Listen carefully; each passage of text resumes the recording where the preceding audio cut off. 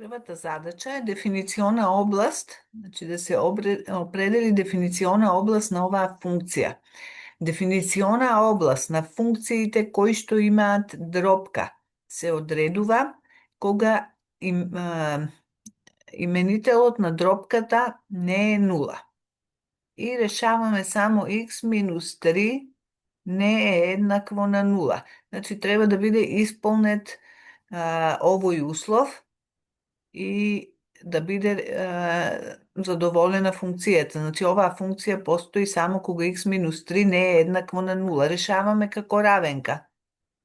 X не е еднакво, тројката ја префрламе на другата страна, x не е еднакво на 3. Тоа е решението. Значи, овде кој да го имаме број, x минус 6, ако беше, ќе префрлеме шеската на другата страна, x минус 7 на седмицата, ја решаваме како обична равенка, само не е еднакво, туку овој знак не е еднакво. Задачата може да остане до овде, значи дефинициона област ќе бидат сите броеви x не еднакви на 3.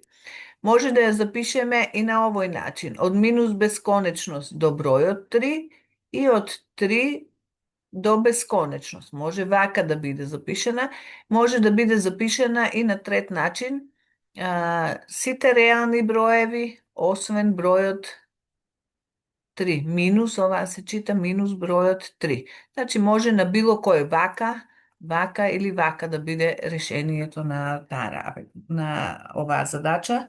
Значи со тоа ја одредивме дефиниционата област. Толку имаме. Или ова, или ова, или ова, едно од тие три решенија бираме. Тоа е за првата задача. Сега на третата задача да се најде извод за оваа функција. X на 5 минус 5x на четврта. Извод на функција бараме по оваа правило. Ако имаме некоја функција y еднакво x на n, изводот на таа функција се одредува по правилото n по x на n минус 1. Значи, ако имаме некој број, пример, y еднакво x на 7. Изводот ќе ни биде, го пишуваме овој број напред, тука ни е седмицата, после x-от се пишува и горе имаме 7 минус 1, значи овој број колку ни е, ќе биде 7 минус 1, тоа е 6. Значи изводот на оваа функција е 7x на 6. Сега тука имаме за оваа функција уште нешто. Ако имаме и број напред, бројот се препишува, константата, значи ако имаме множење со некој број, овој број се препишува, и од оваа бараме извод како што баравме од x на 7. Тука ни е x на четврта, значи четворката ќе оди напред.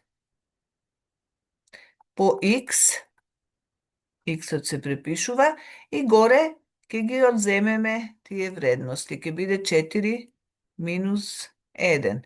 Значи y' ќе биде, одиме по оваа правило. Значи секоја ваква функција, степенска функција се вика, изводот се бара на овој начин. Бројот, степенот напред се препишува x и тука се одземат 1. Значи ќе биде минус 5 по 4 минус 20 по x на 4 минус 1 3.